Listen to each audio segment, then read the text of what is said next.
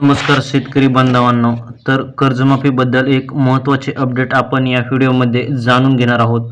तर व्हिडिओ शेवटपर्यंत नक्की पहा.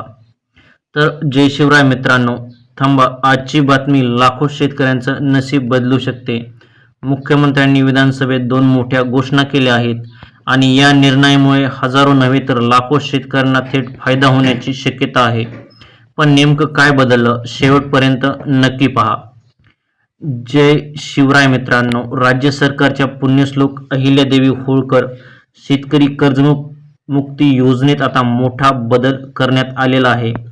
सर्वात मोठी बातमी म्हणजे 2019 मध्ये कर्जमाफी घेतलेल्या शेतकऱ्यांवरील 50,000 रुपयांची मर्यादा हटवण्याची घोषणा देवेंद्र फडणवीस यांनी केलेली आहे.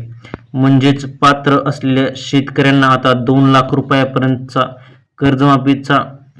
कर्जमाफी मिळण्याचा मार्ग हा मोकळा होऊ शकतो. तर मित्रांनो, इतकंच नाही तर नियमित कर्जफेड करणाऱ्या शेतकऱ्यांसाठीही मोठा दिलासा देण्यात आलेला आहे. यापूर्वी सलग 3 वर्ष कर्जफेड अनिवार्य होती, पण आता नियम हा बदललेला आहे. तर येथे पाहू शकता, 3 पैकी फक्त 2 वर्ष नियमित कर्जफेड केली तरी 50,000 रुपयांच्या प्रोत्साहन अनुदानासाठी पात्र ठरण्याची घोषणा ही मुख्यमंत्री देवेंद्र फडणवीस यांनी केलेली आहे. मात्र इथेच आहे सर्वात मोठा ट्विस्ट.